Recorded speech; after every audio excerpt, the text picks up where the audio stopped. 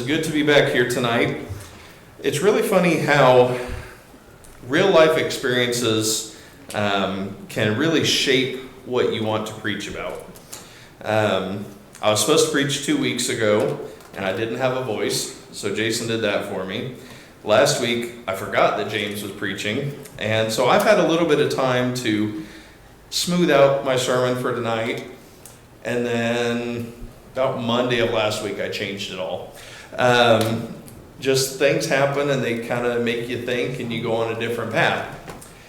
So, most of you know I have to have glasses or contacts to see. I have, since I was 2, I have a lazy eye, I have an astigmatism, and it's not getting any better. Well, I've been having issues reading and looking at my computer screen where I've got to squint and get really close, and thankfully I had my yearly checkup at the eye doctor, and they're like, okay, well, we'll check it out. So I don't know, what do you call the lady that checks you first? the lady that checks you first before the doctor comes in. She's doing all these, you see 1 better or 2 better, or 2 or 3. She does all that, writes down the numbers, dilates my eyes, takes me into another room, and the doctor comes in and she goes, these numbers make no sense. I was like, okay. I didn't know what they were. So she put them in the dial, and she put the big thing up to my face and said, what letters can you read? I said, I don't see any letters. I just see one big blur. Turns out the numbers were a little wrong, but my prescription has changed dramatically in the past 2 months. I have no clue what these numbers mean, but you'll see the difference. I went from a 1.25 to a 2.5. So that she said I'm getting more and more farsighted, and I was really tired of squinting at my screen. And so I went and did something that I didn't think I'd have to do for another 10 years or something, but I went and got reading glasses. And that made me think of what I kind of wanted to talk about tonight, but it also made me think of a song. Songs have lots of meanings for different people. This one is not a worship song, but it's a song I think everybody knows. I can see clearly now, the rain is gone. So I can see clear, okay, when I look out, I can't see you clearly because of these. I've never worn these except in my office. Okay, I understand why Gary does this then when he preaches. But I thought of the song, I can see clearly now, the rain is gone. And then I knew that we had the Dustin Doherty coming yesterday to talk about the Back to the Bible stuff, and it really just all kind of fit in. And so I decided I can see clearly now, the rain is gone. Now, what rain am I talking about? I want to talk about the reign of sin. So sin reigns over people. We know that sin came into the world, that all have sinned and fallen short of the glory of God, that Jesus was the perfect sacrifice for that sin. But we need to make sure that we don't let sin reign over us, and that we don't let sin reign over other people. So we'll start out in Romans chapter 6. Romans chapter 6, verses 12 through 14 is where we'll start. It says, therefore, do not let sin reign in your mortal body so that you obey its lusts. And do not go on presenting the members of your body to sin as instruments of unrighteousness, but present yourselves to God as those alive from the dead, and your members as instruments of righteousness to God. For sin shall not be master over you, for you are not under law, but under grace. So he's saying, don't let sin reign over your lives. The world wants to suck us into their ways, to the sin that they want to do, to go and do anything that feels good, because there's always more time later. We'll have time to make up for what we've done, or it's not that big a deal, or it doesn't matter anyway. But we don't want to be caught under that reign of sin. So we don't, I forgot I didn't put that part on there. We don't want to, as it says in verse 12 at the very end, we don't want to obey the lusts of sin. The problem with sin is it's very enticing. There are things that the world would classify as fun, things that it's more fun to do, and if you don't do them, you're boring. I got called boring a lot in high school because I wouldn't go do the fun things that people wanted to do. I can, with pride say I was never invited to parties, but I want to say that's not because they knew I was a Christian, but it's because they knew I wouldn't go anyway, so they didn't ask me. But we don't let sin run our lives. We don't want to be under that reign of sin. We don't want to let it have dominion over us. Turn to Galatians chapter 5.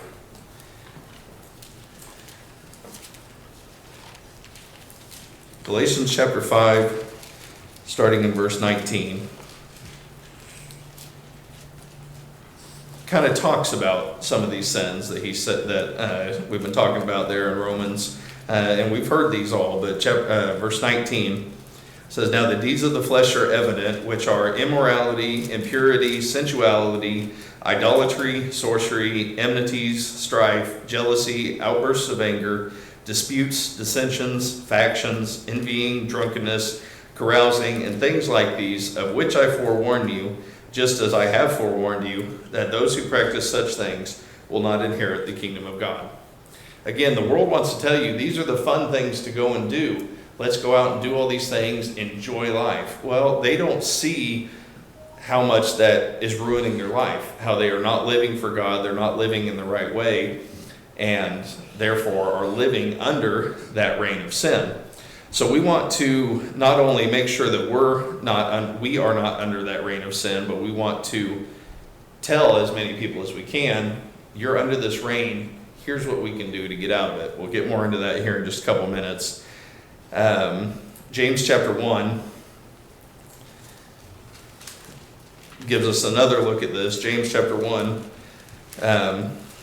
starting in verse 14, says, "But each one is tempted when he is carried away and enticed by his own lust.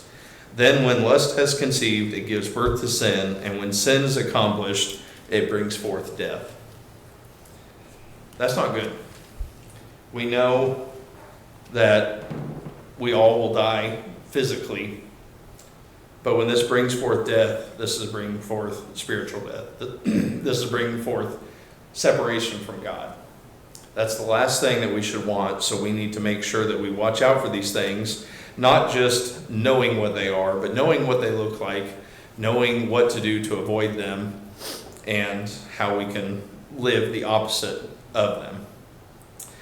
But you don't need to worry, because there is good news. Flip back to Romans.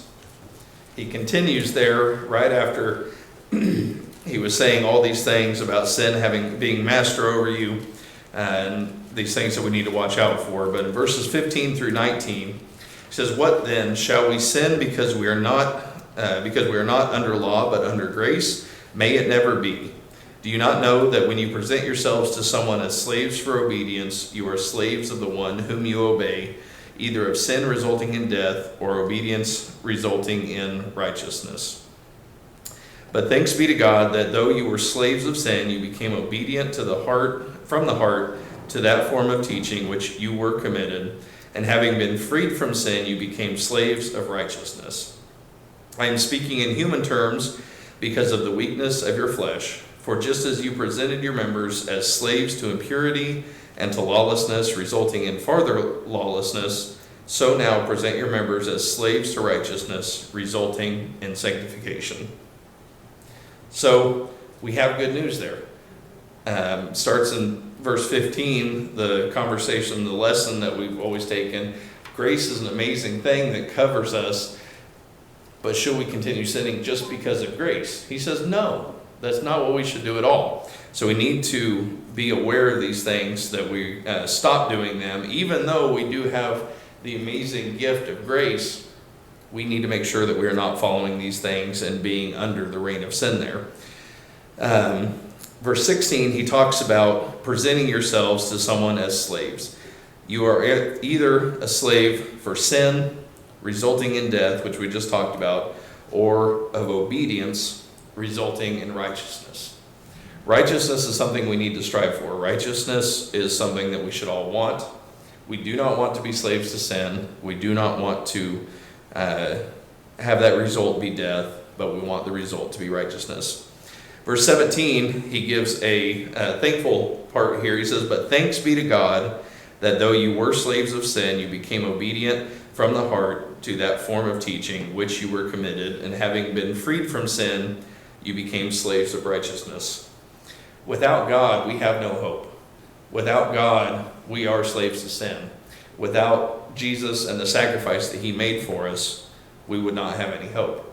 But because he did make that sacrifice for us, because he was the perfect sacrifice, we can now become slaves of righteousness and live a good life, to live a positive life, and to not be under the reign of sin. Back one chapter in Romans chapter 5, starting in verse 12, it says, "Therefore, just as through one man sin entered into the world, and death through sin, and so death spread to all men because all sinned. For until the law, sin was in the world, but sin is not imputed when there is no law. Nevertheless, death reigned from Adam until Moses, even over those who had not sinned, in the likeness of the offense of Adam, who is a type of him who was to come.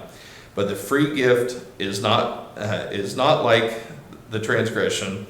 For if by the transgression of the one the many died, much more did the grace of God and the gift by the grace of the one man, Jesus Christ, abound to the many.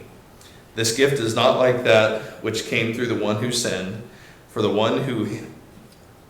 on the one hand the judgment arose from one transgression, resulting in condemnation, but on the other hand the free gift arose from many transgressions, resulting in justification.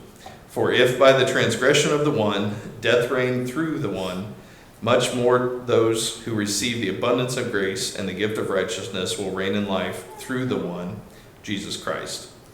So there's a lot of things in there. They're saying through the one that brought this into the world, the one who gave us that grace. There's a lot in those verses. We know that sin entered into the world through Adam and Eve. It says, for until the law, sin was in the world. But sin is not imputed when there was no law. So verse 14 says, "Nevertheless, death reigned from Adam until Moses, even over those who had not sinned, in the likeness of the offense of Adam, who is a type of him who was to come." So because of Adam, because of the sin that came into the world, because of the first humans, when they disobeyed God, we all are subject to sin. We all are subject to following that sin, or following that pattern of sin.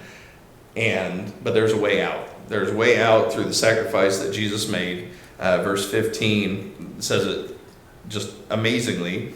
But the free gift of God, the free gift that Jesus gave us, is not like the transgression. For if by the transgression of the one the many died, much more did the grace of God and the gift by the grace of the one man, Jesus Christ, abound to many. Jesus died for each one of us. Jesus died for those that have come before us, those that will come after us, and anywhere in between.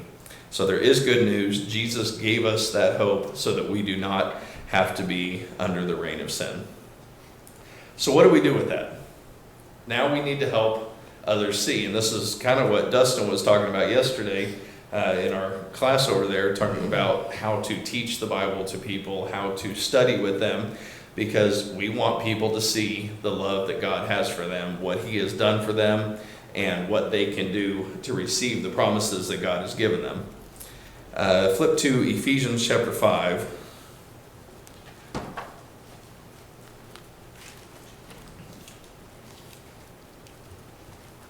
Ephesians chapter 5, the first two verses, says, "Therefore be imitators of God as beloved children, and walk in love, just as Christ also loved you and gave himself up for us, an offering and sacrifice to God as a fragrant aroma. Therefore be imitators of God." What do children do when they see you do something? Right now, Aaliyah is in a very big copycat phase, especially with things you say, but they imitate you. They want to do the things that you do. They want to say the things that you say. Well, that's what children do, but that's also what the world does to us. That's what we want them to do. We want them to see us imitating God and saying, there's something different about you, and I kind of want to know more about it. So we need to be imitators of God. We need to stand out because we are not following along with what the world is doing, and we need to use that action or the lack of actions of following the world to be able to bring as many people to God to see the promises that He has given. Two more scriptures, Matthew chapter 5.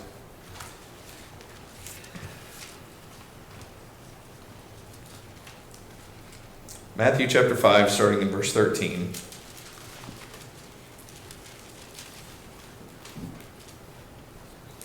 It says, "You are the salt of the earth, but if the salt has become tasteless, how can it be made salty again? It is no longer good for anything except to be thrown out and trampled underfoot by men. You are the light of the world. A city set on a hill cannot be hidden. Nor does anyone light a lamp and put it under a basket, but on the lampstand, and it gives light to all who are in the house. Let your light shine before men in such a way that they may see your good works and glorify your Father who is in heaven." So again, another example of letting people see the love of God through what we are doing.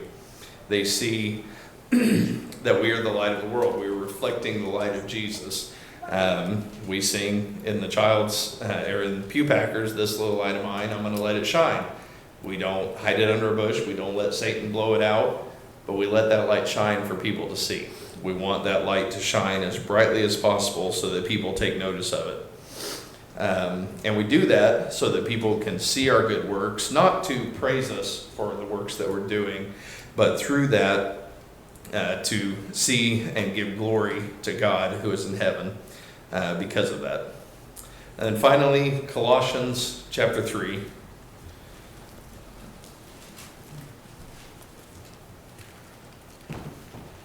Colossians chapter 3, starting in verse 23.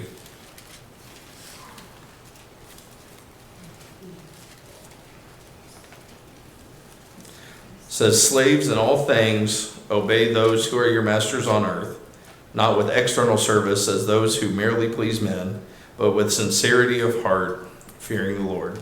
Whatever you do, do your work heartily as for the Lord rather than for men, knowing that from the Lord you will receive your reward of the inheritance. It is the Lord Christ whom you serve. For he who does wrong will receive the consequences of the wrong which he has done, and that without partiality." So everything that we do, it says, I started a verse early, but whatever we do, do your work heartily as for the Lord. When we do something, we need to do it fully. We need to do it the best that we can. When I was in college, I had a couple different jobs, and I ended up working at a place called Zaxby's, which is a fast food restaurant. I told myself that I really didn't want to work fast food, not because I thought it was an issue, but I just would rather talk with people and have different types of jobs. But I got that job, and it was very helpful because something happened with the other job that I had, and so that became my sole job. And you have the attitude of, I'm going to do this job the best that I can. I'm not going to do it just enough. I'm not going to do it just enough to get by, but we need to do it with the best that we can, with everything that we can. And we need to look at life that way. We don't need to just go through life just getting by, doing just enough, sinning just a little bit but not enough to really be an issue. So there's no such thing. We need to do everything the best that we can. We need to do our work heartily as for the Lord rather than for men. We want to please God. If God's not happy, that's not good. It made me think of the phrase, if mom ain't happy, nobody's happy, but I think it's more important, if God's not happy, ain't nobody happy. If the world doesn't like it, so what? You might lose a friend or two. You might lose an acquaintance or two. Like Dustin said yesterday, you might lose a family member or two that doesn't want to talk to you anymore. But if you're doing the right thing and following after God, doing the things that God has told you to, not being under that reign of sin, you may lose some friendships, you may lose relationships, but you're doing it all for the Lord. So, we have the reign of sin. We talked about the good news, and we need to help other people see this good news and that they can be out from under the reign of sin. So as I said, Jason has a call to action. I have action points. I say, now what? So what do we do with this? What do we do with this? These thoughts? What do we do after reading these scriptures? We've got a banner over here that tells us exactly what our goal is, what we're trying to do. We're connecting McPherson and the world to God's love. Got the wording a little different there, but by the way that we live our lives, the way that we talk, the way that we interact, the actions that we do, the places that we go, the people that we see and hang out with, we need to do all this showing God's love to connect McPherson and the world to God's love. The only way out from under that reign of sin is through God. He is the only one that can get us out of that. He is the only one that has given us that way out of that through the death, burial, and resurrection of his Son, through the sacrifice that he made for each and every one of us. And most of all, just as I couldn't see very well, and they changed some things and it worked, and how these glasses help me see the computer screen a little better, help those who can't see to see. There are some that don't want to see. There are those that know they need to and refuse to. There are those that have no idea that they can't see that sin that is looming over them, that they don't know the love of God, they don't know the sacrifice that Jesus made for them. That's up to us to help them see that. That is up to us to help get them out from under the reign of sin, to not let sin have a hold of their lives, to not have a hold of them, and to come and follow God and to partake in the blessings that he has given to each one of us. So how will we do that? Well, that's different for every single person. Could be just a conversation you have. It could be a comment you make to somebody. It could be telling somebody, well, no, I can't go to this activity because I'm going to worship on Sunday night, or I'm going to Bible study on Wednesday night. People will notice. Not only will they notice you're not at the certain things that you're not getting to, but you're telling them what you're going to instead. Tell somebody you'll pray for them. Stop right there and pray for somebody. There's so many things that we can do, and it's different for every person. It's different based on what you're comfortable with. It might make you a little uncomfortable, but practice makes perfect, right? Practice it. Try it at home. Pray for them on your own. Study. Just do whatever you can to help show the love of God to those who can't see, or to those who refuse to see, and just to anybody that we come into contact with. So we don't want to be under the reign of sin. We want to be following God, to be serving him and serving him only.